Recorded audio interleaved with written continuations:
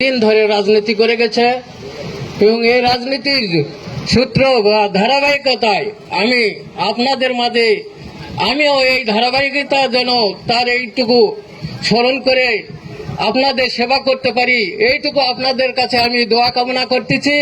এবং আপনারা আমার কাছে সে সাড়া দিবেন কিনা, আমি সকলকে সেই সাড়া দেওয়ার জন্য সকলকে আহ্বান জানাচ্ছি। সকলে একটু আমার প্রতি হাত আলোক করবেন। সবাই আমার প্রতি আছেন নাকি?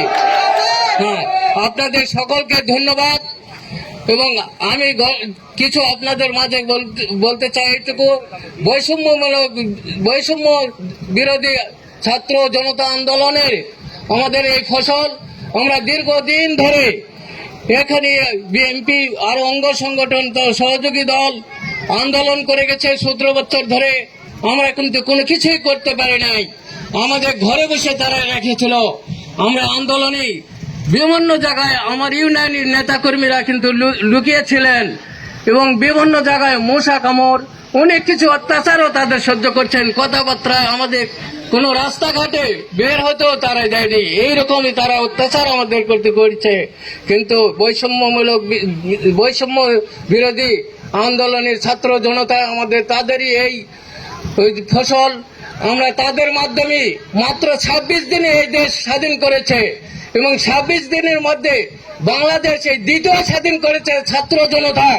আমরা করতে পারিনি, আমরা তাদের সহযোগী হিসাবে ছিলাম। কিন্তু তাই আমরা সকলে সবকিছু ভুলে গিয়ে আজকে আমরা গ্রামের মানুষের সকলকে সবকিছু ভেদাভেদ ভুলে গিয়ে আমরা একসঙ্গে শান্তিতে বসবাস করতে চাই।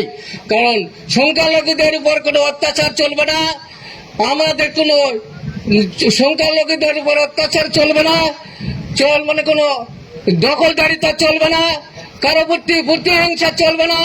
আমরা যেন সকলেই শান্তিভাবে বসবাস করতে পারি এই ইউনিয়নে। আমি সকলকে এই আহ্বান জানাচ্ছি, আপনারা কারো সঙ্গে হটকারিতা কোনো কিছু করবেন না।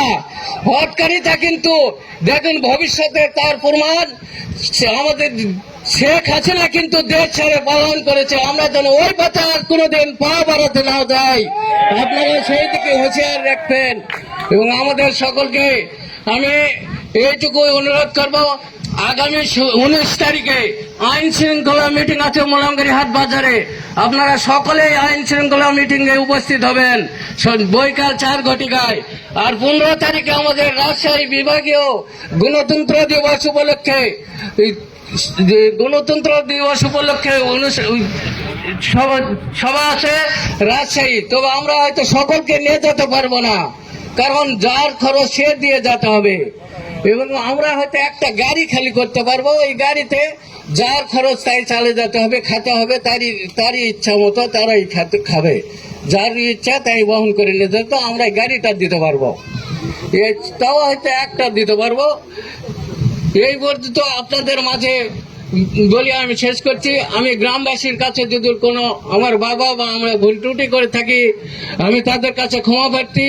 আমার বাবা হয়তো একজনকে উপকার করতে গিয়ে আরেকজনের উপকার হয়েছে, তার বয়স হয়েছে, সে কখন কি আল্লাহ তাকে ইয়ে করে নেবে, আমি তার জন্য আপনাদের কাছে দোয়া কামনা করি। আমার এই স্বল্পটুকু বক্তব্য শেষ করছি।